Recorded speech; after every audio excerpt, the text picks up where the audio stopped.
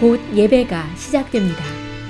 온라인으로 하나님께 드리는 예배에 정성을 다해 임해 주시기 바랍니다. 온 가족이 함께 모여 거룩하게 예배를 드립니다.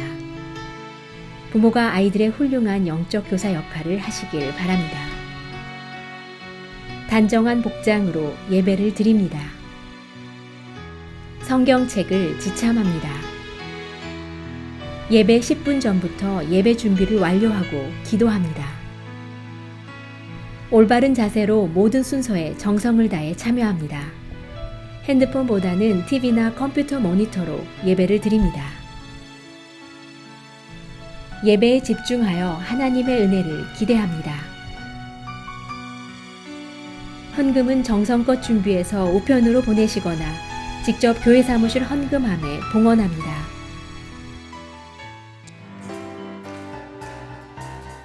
주의 친절한 발레한 기세 우리 마음이 평안하리니 항상 기쁘고 복이 되겠네. 영원하신 발레한 기세 주의 발에 그 크신 발레한 기세 주의 발에 영원하신 발레한 기세 날이 갈수록 주의 사랑이 두루 광명하게 비치고 전성 가는 길 편히 가리니 영원하신 발레한 기세 주의 발에 주의 발에 그 크신 발레한 기세 주의 발에 영원하신 발레한 주의 보좌로 나아갈 때에 기뻐 잠비 소리 외치고 겁과 두려움 없어지리니 영원하신 발레한 기세 주의 발에 그 크신 발레한 기세 주의 발에 영원하신 주의 발에 그 크신 발레한 기세 주의 발에 그 크신 발레한 기세 주의 발에 우리 한번 고백합시다. 주의 발에 그 크신 발레 주의 발에 그 크신 발레한 기세 주의 발에 영원하신 발레 찬양하세.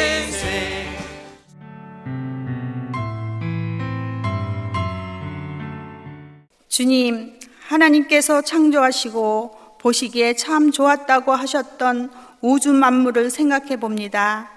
저희에게 주신 하루의 시간, 세상의 만물들, 봄과 여름, 가을, 겨울에 이르기까지 계절의 변화에서 당신의 섭리와 은총을 느낍니다. 인간의 어리석음은 우리 자신의 발등을 찍는 삶을 살고 우리의 난폭한 이기심으로 인해 형제, 자매, 자연의 생명들이 신음하고 있습니다. 새와 숲이 사라지면 우리 인간도 살 수 없게 된다는 그 단순한 지혜가 우리에게 모자람을 고백합니다. 끝없는 탐욕의 발베탑을 쌓고 만물을 숭배하는 우리의 어리석음을 용서하여 주옵소서. 우리에게 부족한 것은 물질이 아니라 나눔인 것을 우리가 잘 알고 있습니다. 무엇을 먹을까, 무엇을 입을까 걱정하여 저희 마음속에서 솟아오르는 불안과 욕심을 거두는 것이 하나님께 대한 진정한 믿음을 고백합니다. 우리 유리병 속에 갇힌 것처럼 답답한 세상 속에서도 우리가 진정으로 의지할 것은 오직 주님뿐인 것을 고백하고 기도드립니다. 생명샘으로 받을 수 있는 목사님의 말씀 가운데서 우리의 어두운 마음을 위로받을 수 있는 성령의 말씀을 받을 수 있는 아침의 묵상이 되기를 기도드립니다. 오늘도 허락하신 예수 그리스도의 이름으로 기도드립니다. 아멘.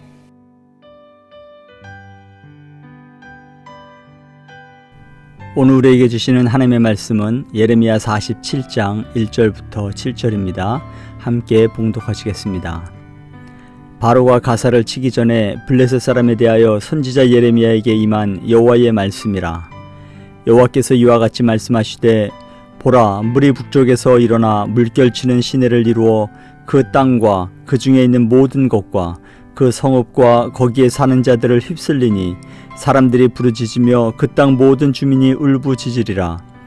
군마의 발굽소리와 달리는 병거 바퀴가 진동하는 소리 때문에 아버지의 손맥이 풀려서 자기의 자녀를 돌보지 못하리니 이는 블레셋 사람을 유린하시며 두로와 시돈에 남아있는 바 도와줄 자를 다 끊어버리시는 날이 올 것임이라. 여호와께서 갑돌섬에 남아있는 블레셋 사람을 유린하시리라. 가사는 대머리가 되었고 아스글론과 그들에게 남아있는 평지가 잠잠하게 되었나니 내가 내 몸 배기를 어느 때까지 하겠느냐? 오호라 여호와의 칼이여, 내가 언제까지 쉬지 않겠느냐? 내 칼집에 들어가서 가만히 쉴지어다. 여호와께서 이를 명령하셨은즉 어떻게 잠잠하며 쉬겠느냐? 아스글론과 해변을 치료하여 그가 정하셨느니라 하니라. 아멘. 오늘 본문은 예레미야 46장부터 51장까지 다루어지고 있는 이스라엘 왕국 주변에 있는 이방 나라 민족의 그 국가들에 대한 심판의 예언의 말씀을 다루고 있는데요. 오늘 본문의 말씀은 그 이방 민족 국가 그 심판에 대한 예언의 말씀 두 번째 대상인 블레셋에 대한 심판의 말씀입니다. 본문 1절 보세요. 바로가 가사를 치기 전에 블레셋 사람에 대하여 선지자 예레미야에게 임한 여호와의 말씀이라. 자, 여기 이제 블레셋의 심판, 멸망에 대한 예레미야 예언의 말씀인데요. 자, 그럼 이 블레셋이란 이 나라, 여러분 많이 구약 성경에서 자주 듣지 않습니까? 이 블레셋이라는 이 나라는 바로 그 이스라엘 남쪽과 유다 왕국에 있었던 그 예루살렘 중심의 그 고산지대, 산지대 아래에 있는 해변에 정착한 그 해양 민족이죠. 그래서 그 팔레스타인 그 해변 지역으로 5개 도시 국가로 큰 5개 도시가 통일 왕국은 아닌 느슨한 도시 연맹 국가 체제를 이루고 있었던 그런 나라인데요. 그 5개 블레셋의 큰 도시가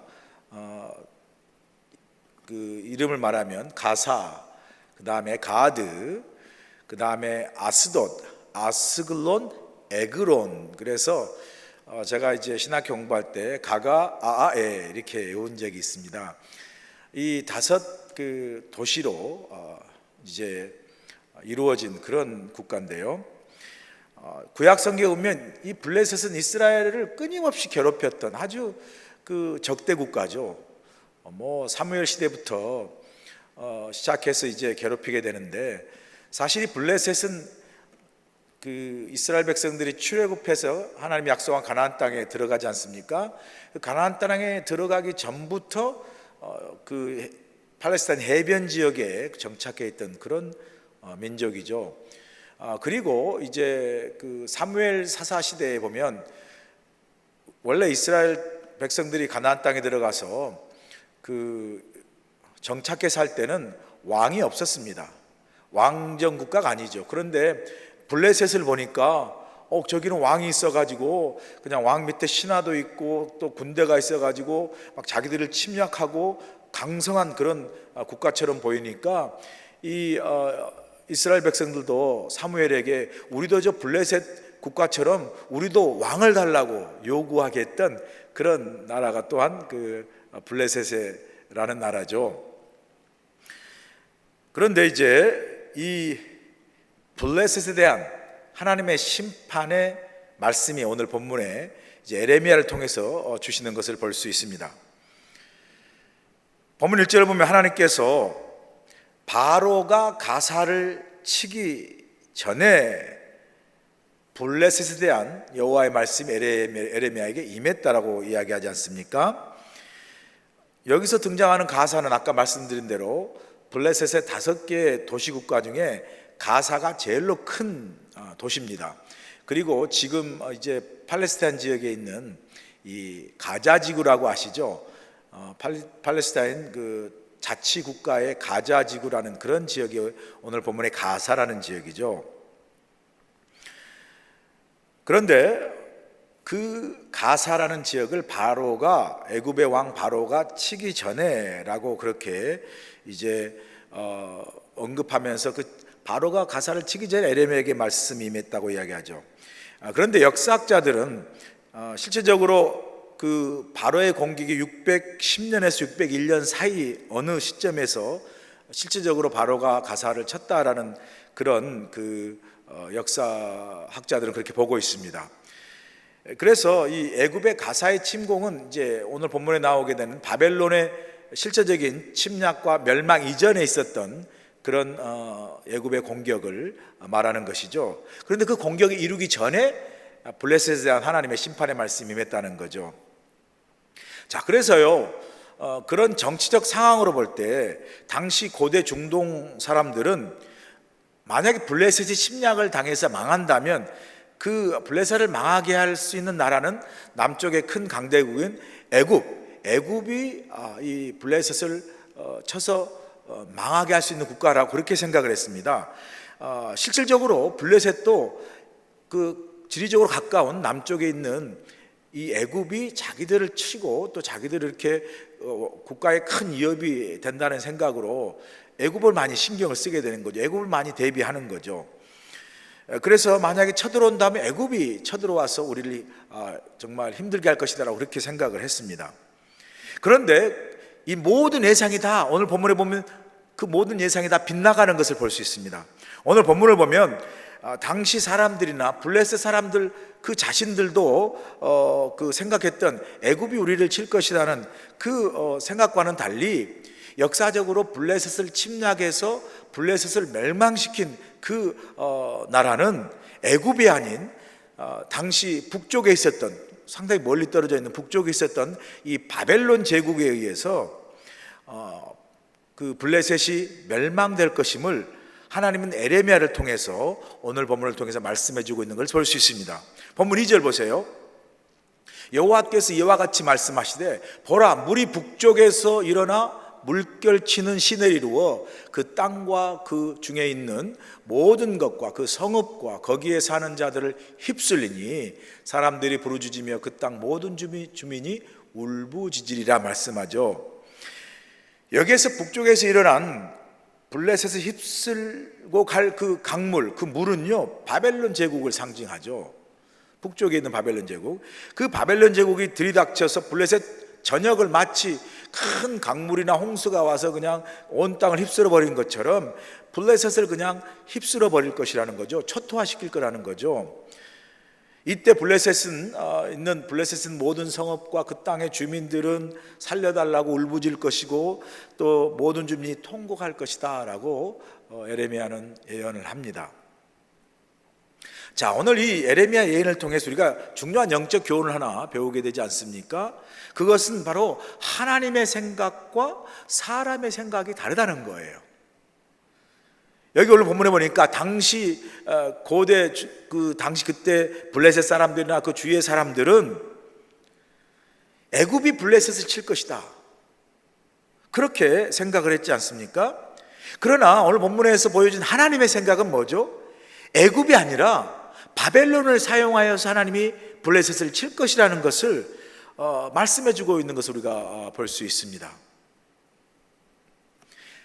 정작 블레셋 스스로도 자신의 국가를 지키기 위해서 애굽을 대비하고 애굽을 신경 쓴 거죠.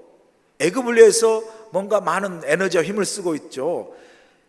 그런데 사실 정작 블레셋은 그들이 정말 힘과 에너지와 대비해야 될 게 뭐죠? 애굽이 아니라 사실은 북쪽에 있는 바벨론이었다는 거죠. 그 바벨론의 침략을 대비하고 준비하고 또 그것을 위해서 수고하고 애를 써야 했었던 게 맞죠. 자, 이걸 보면서 이처럼 우리 또한 사실 살다 보면 엉뚱한 곳에 우리의 힘과 시간과 에너지를 낭비하는 그런 어리석음을 우리가 가질 때가 많지 않습니까? 정작 우리가 묻고 깨달아야 할 것은 하나님의 계획과 뜻이 어디에 있는지, 하나님의 목적과 방향이 어디에 있는지를 먼저 우리가 묻고 또 그것에 집중하여 우리의 힘과 또 우리의 어떤 에너지와 수고를 거기에 써야 되는데, 우리의 생각과 판단으로 엉뚱한 곳에 엉뚱한 일에 우리의 노력과 시간과 힘을 쏟아서 나중에 보면 그게 내 삶에 전혀 유익이 안 되고 내 삶에 아무런 정말 결론적으로 보면 소용이 없는 그런 것을 깨닫고 후회할 때가 많지 않습니까? 여러분, 이 말씀 우리가 묵상하면서 혹시 여러분 가운데 지금 여러분의 시간과 힘과 에너지를 지금 어디에 사용하고 계십니까? 한 번쯤은 우리가 점검할 필요가 있습니다. 내가 지금 사용하고 있는 내 힘과 시간과 에너지와 수고와 이 모든 애씀이 어디에 사용하고 있는지, 그 나의 시간과 에너지와 수고가 하나님이 원하시고 기뻐하시는 그 일에 내가 정말 그 나의 에너지와 힘과 수고를 쓰고 있는지, 반대로 하나님이 원치 아니하시고 하나님이 기뻐하시지 않는 그 일에 혹시라도 내가 수고하고 애쓰고 내 시간을 쓰고 있는지 쓰고 있지는 않은지, 우리가 그걸 점검할 필요가 있는 거죠. 마치 블레셋이 엉뚱한 애굽에 신경을 쓰고 애굽에 그 시간과 에너지를 쓰고 있는 어리석음이 있는 것처럼 정작 바벨론에 수고하고 애쓰고 시간 쓰고 대비할 텐데, 우리의 삶도 하나님이 기뻐하시고 원하시는 그 일에 우리가 우리의 시간과 우리 에너지와 우리의 힘과 수고를 써야 하는데, 엉뚱한 곳에 하나님이 원치 아니하는 그 일과 그런 상황에 내 힘과 에너지와 내 수고를 사용하고 있는지 우리가 한 번쯤은 멈추어서 우리의 삶을 돌아볼 필요가 있습니다. 오늘 본문에 비춰보면 우리가 늘 살면서요, 이 애굽과 바벨론 사이에서 어떤 것이 하나님의 뜻인가를 우리가 물어야 되는 거죠. 단순히 우리의 상황과 판단에 따라서 그냥 애굽에 정말 엉뚱한 곳이죠, 그곳에 우리의 힘과 에너지와 수고를 사용하는 것이 아니라, 그래서 우리의 시간과 인생을 낭비하지 아니하고 하나님의 뜻과 계획인 이 바벨론을 대비하는 믿음의 분별력이 필요하다는 거죠. 하나님의 생각은 우리의 생각과 다를 때가 많아요. 그래서 우리는 항상 하나님의 생각을 늘 물어야 하죠. 그래서 우리가 기도해야 할 이유가 바로 여기에 있습니다. 우리의 생각과 하나님의 생각이 다를 때가 너무 많아요. 그럴 때 우리가 필요한 게 뭐겠어요? 기도하는 거죠.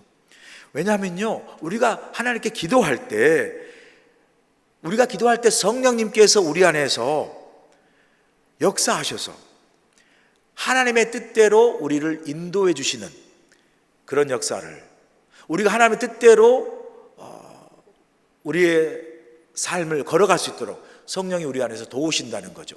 언제? 우리가 기도할 때. 그래서 사도 바울은 로마서 8장 27절과 28절에서 이렇게 말하지 않습니까? 마음을 살피시는 이가 성령의 생각을 아시나니 이는 성령이 하나님의 뜻대로 성도를 위하여 간구하심이니라 말씀하시잖아요. 그러니까 우리가 기도할 때 성령께서 우리로 하여금 우리 안에서 우리가 하나님의 뜻대로 나아갈 수 있도록 성령께서 우리를 어떻게 도우신다라는 거죠. 그래서 우리의 모든 삶의 상황들이 어떻게 하도록 성령이 도우세요? 28절 보세요. 우리가 알거니와 하나님을 사랑하는 자 곧 그의 뜻대로 부르심을 입은 자들에게는 성령께서 모든 것이 합력하여 선을 이루게 하신다는 거죠. 우리가 하나님께 기도할 때 성령께서 우리 안에서 역사하시고 일하셔서 우리가 하나님의 뜻대로 우리의 삶을 걷게 하시고 하나님의 뜻대로 우리의 생각과 방향과 목적을 이끌어 가실 뿐만 아니라 그 성령께서 그 하나님의 뜻에 비추어 우리의 모든 상황을, 설령 그 상황이 때로는 어긋나고 때로는 이렇게 그 꼬인 상황이라 할지라도, 좋지 않는 어떤 어려운 상황이라 할지라도, 나쁜 상황이라 할지라도 그것마저도 하나님의 뜻대로 성령께서 마치 퍼즐을 맞추듯이 우리의 삶을 하나님의 뜻대로 다시 맞추어 가시고 이끌어 가셔서 결국은 이 모든 우리의 삶의 상황이 우리의 삶에 유익이 되도록, 선한 유익이 되도록, 그리고 우리의 삶에 축복이 되도록 성령께서 인도하시고 도우시고 역사하신다는 거죠. 우리가 하나님께 하나님의 생각을 물으며 기도할 때 성령께서 그렇게 역사하신다라고 말씀합니다.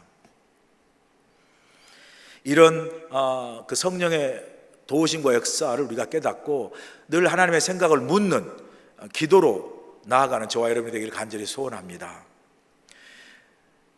오늘 본문 보니까 에레미야는 계속해서 바벨론의 이 블레셋 공격에 대해서 말씀하지 않습니까? 본문 3절 4절에 보니까 바벨론이 전차 부대를 이제 앞세워서 블레셋을 치는데 블레셋 군대 공격이 얼마나 맹렬한지 블레셋 사람들 아버지들이 그 손에 맥이 풀려가지고, 오늘 보니까 손맥이 풀렸다 그러죠. 3절 4절 보시면 손에 맥이 풀려가지고 자식을 그 전쟁 상황에서 정말 건지지 못하고 자식을 돌보지 못할 만큼 정말 그 바벨론의 공격이 그렇게 맹렬하다는 거죠. 속수무책으로 블레셋이 당할 수밖에 없다는 거죠. 그런 상황에서 블레셋이 자신들과 동맹 관계를 맺은 이웃나라인 두로와 시돈에게 도움을 청하고 구한다 할지라도 오늘 에레미야를 통해서 하나님 어떻게 말씀합니까? 그렇게 너와 동맹 관계를 맺었던 이웃나라인 두로와 시돈의 도움을 구한다 할지라도 하나님이 그 두로와 시돈마저도 하나님이 쳐서 멸하신다고 말씀하시는 거죠. 그래서 블레셋을 돕지 못하도록 하나님께서 하시겠다는 거죠. 이 말씀도 보면서 참 우리에게 참 중요한 믿음의 교훈을 깨닫게 하지 않습니까? 하나님의 심판 앞에 선 블레셋, 그 블레셋에게 정작 필요한 게 뭐겠어요? 두로와 시돈의 도움이겠습니까? 사람의 도움이겠습니까? 세상의 도움이겠습니까? 아니죠. 사실은 블레셋에게, 하나님 앞에 심판 때에 선 블레셋에게 필요한 것은요, 그렇게 하나님의 백성인 이스라엘을 괴롭히는 것으로부터 돌이켜서 멈추고 회개하는 거죠. 이방 민족이라 하나님을 알지 못해서 멈추고 회개하는 그런 우리의 어떤 신앙적인 고백이 없다 할지라도 그들에게 필요한 것은 정말 하나님 앞에 선 이스라엘 백성 치는 것을 멈추고 돌이키는 것이 필요한 거죠. 왜냐하면 하나님은 그 하나님 백성인 이스라엘 백성들을 하나님께서 지키시고 돌보시기 때문에 당연히 그 이스라엘 백성들 치는 이 블레셋을 하나님이 심판하지 않을 수 없는 것이죠. 블레셋 사람들은 전혀 그에 대한 경험이 없는 게 아니에요. 우리가 사무엘 상하 보면 이 블레셋 사람들이 이스라엘 백성들을 늘 치면서 그들이 경험한 것은 뭡니까? 법궤 사건을 통해서도, 그죠? 법궤를 나중에 뺏겼는데 그들이 법궤를 갖고 가니까 법궤를 모셨던 산당에 블레셋 모든 신들이 다 목이 나가고 다 막 부셔져 있지 않습니까? 이 모든 걸 통해서, 그래서 오히려 이 블레셋 사람들이 이 하나님의 법궤를 가져가라고 사정하잖아요. 비록 이방 민족이지만 하나님의 백성인 걸 아는 거죠. 그러니까 그들이 멈추어 돌이키는 게 중요한 거죠.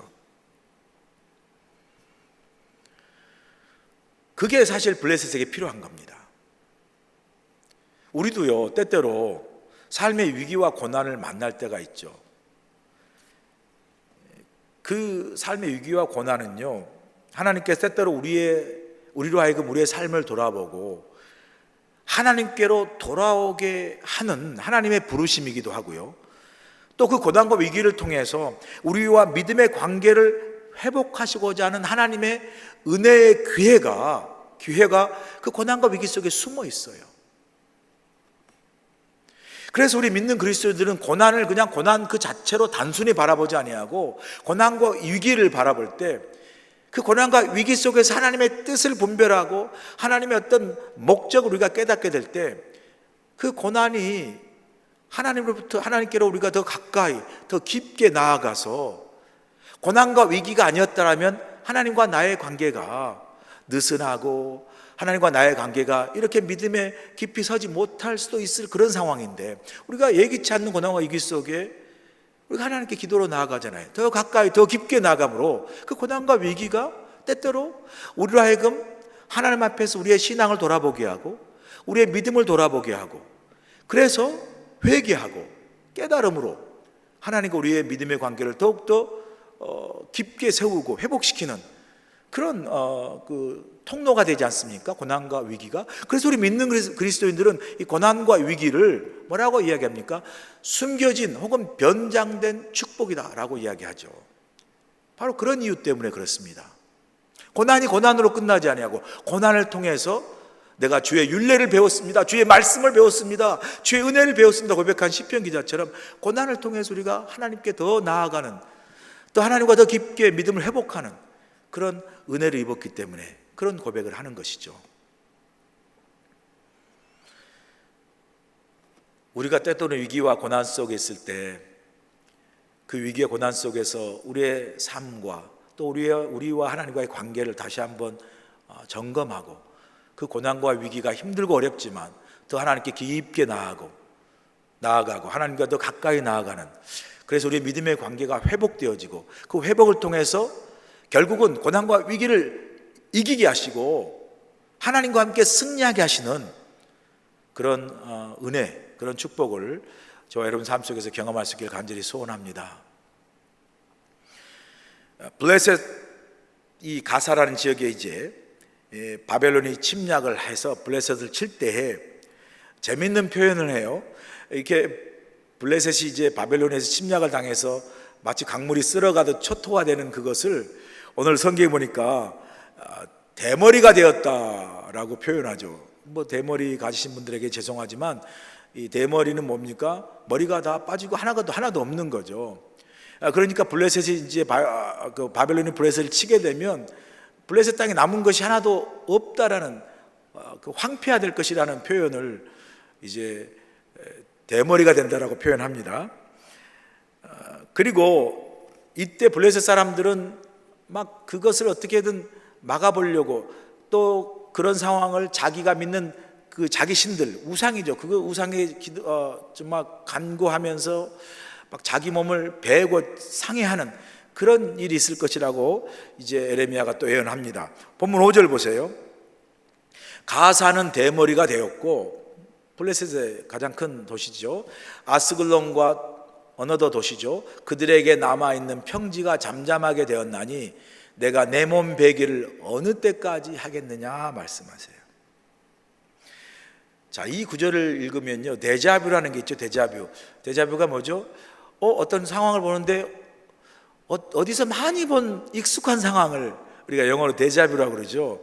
오늘 이 본문 5절 보면 이 데자뷰 같은 상황이죠. 어디서 이거 많이 봤는데 어디서 봤지? 라는 그런 상황이 아니겠습니까? 지금 블레셋 사람들이 막 그 바벨론의 침략을 받으니까 자기 신한테 막 그 도움을 구하면서 막 그런 과정에서 자기 몸을 벤다라고, 그런 표현은 우리가 열왕기상 18장에 가보시면 신들의 대전이라고 그러죠. 무엇입니까? 엘리야와, 그죠? 하나님을 믿는 엘리야와 그 다음에 바알 신을 믿는 바알 선지자들과 갈멜산에서 그 신들의 대전 싸우지 않습니까? 그 갈멜산에서 바알 선지장과 엘리야 이 두 그 신을 믿는, 그래서 신들의 대전인데 그 신을 믿는 그 두 엘리야와 바알 선지자가 싸우는 목적은 뭡니까? 누가 진짜 신이냐, 누가 참 신이냐 놓고 싸우죠. 자, 그런데 어떻게 싸웁니까? 제단을 나무로 만들고 그 나무 제단 위에 송아지로 제물을 떠서, 각을 떠서 이제 제물을 올립니다. 그리고 불을 붙이지 않고 어떻게 합니까? 자, 자기가 믿는 신에게 기도해서 그 신이 그 기도를 들으고 그 재물을 불살라버리는 그 신이 진짜 신이다, 참신이다. 그걸 놓고 서로 이제 싸우죠. 먼저 바알 선지자들이 이제 막 그냥 그 제단 주위에서 바알 선지자 450명, 아세라 400명 막 그래서 주위에 놓고 어떻게 하죠? 그냥 아침부터 막 기도하죠. 바알 신이여, 이 제단에 재물을 불살라 주옵소서. 막 바알 신의 이름을 부르면서 정오 내내 아침부터 정오까지 기도하는데도 깜깜무소식이에요. 전혀 불이 내려오지 않습니다. 그러니까 막 정오가 지나면서 바알 선지자들이 막 바알 신의 이름을 부르면서 나중에 어떻게 합니까? 자기 몸을 막 칼과 창으로 막 자해하면서 내가 이렇게까지 기도하는데 응답 안 하실 겁니까? 그러면서 막 애가 마치 막 소리 지르고 우는 것처럼 떼를 쓰죠. 그래도 응답이 없어요. 저녁까지 응답이 없어요. 그런데 여러분 어떡합니까? 엘리야는 이제 엘리야 차례가 됐습니다. 하나님 앞에 간절히 기도하니까 기도를 마치는 순간에 하늘에서 불이 내려와서 엘리야가 만들어 놓은 그 제단의 재물을 다 불살라버리고 물까지 부어놓은 도랑까지 다 태워버리고 말라버리잖아요. 누가 이겼습니까? 하나님이 이기시죠. 하나님이 참신이라는 거죠. 여러분, 우상은 신이 아니죠. 바알이 무슨 신입니까? 여러분, 그래서 우상은요, 사람이 만든 가짜 신이라고 제가 말씀드리지 않았습니까? 그러기에 우상은요, 우리를 구원할 능력이나 우리에게 생명을 줄 능력이 없어요. 우상은 신이 아닌데요, 가짜인데요, 사람이 만든 건데요. 그럼에도 사람들은 그 가짜 우상신을 만들어서 섬겨요. 제가 설교 시간에 종종, 여러분 이제 아마 거의 다 외우실 것 같아요. 종종 팀 켈러 목사님이 쓴 내가 만든 신이라는 Counterfeit God라는 그 책 너무 좋아요. 그 책에 보면 사람들이 만든 가짜 신 우상에 대해서 이야기하지 않습니까? 사람들이 가짜인 우상을 만들어서 신으로 섬기면서 숭배하면서 이게 진짜 나의 행복을 주고 이게 내 인생을 지켜준다라고 사람이 만든 가짜 신이 뭐죠? 돈, 권력, 명예, 사랑. 이게요, 사실 사람들이 이것만 있으면 내 인생이 행복할 것이다, 내 인생을 지킬 것이다 라고 만든 가짜 우상신이라는 거예요. 돈, 명예, 권력, 사랑, 이 모든 게. 그런데 이 책에 제가 참 좋아하는 펀치라인이 있죠. 제가 늘 말씀드리지만 이 책에 여러 중요한 그 내용도 있지만 참 제게 마음에 확 와닿던 이 펀치라인은 뭡니까? 바로 그 책에서 이렇게 이야기하지 않습니까? 이 모든 가짜 신들, 우상들은 사람이 만든 건데 거기서 이렇게 이야기합니다. 내가 만든 신은 결국 나를 배신한다. 참 확 와닿는 말 아닙니까?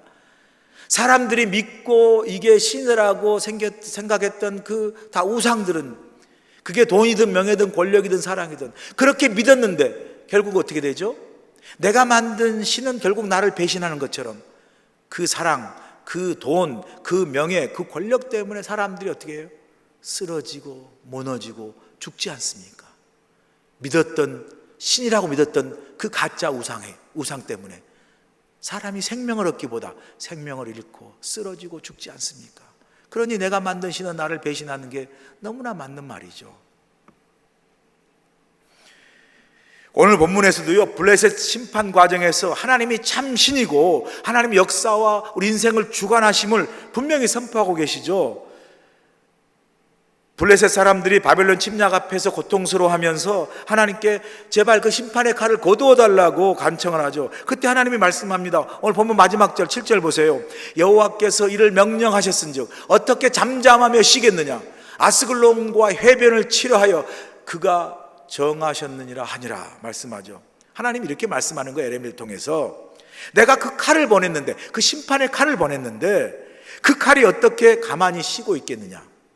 그 칼은 아스글론과 해변 지역을, 즉 블레셋을 치라고 내가 보낸 칼이라고 말씀합니다.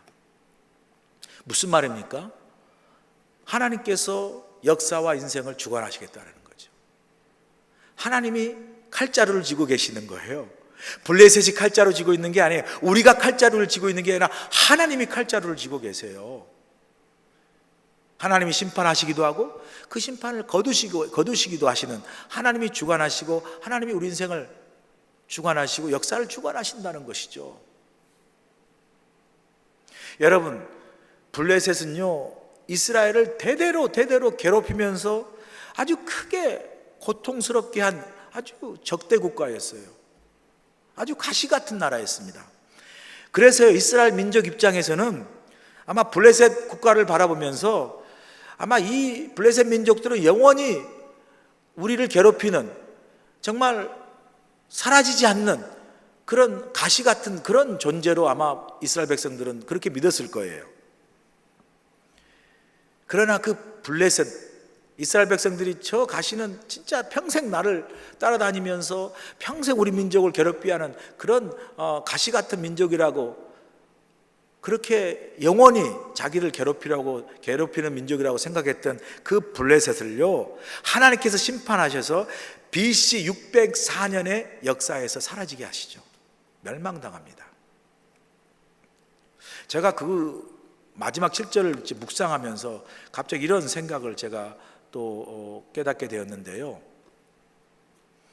여러분, 때때로 우리가 살면서 우리가 겪는 그 위기, 고난, 문제, 어려움이 있잖아요.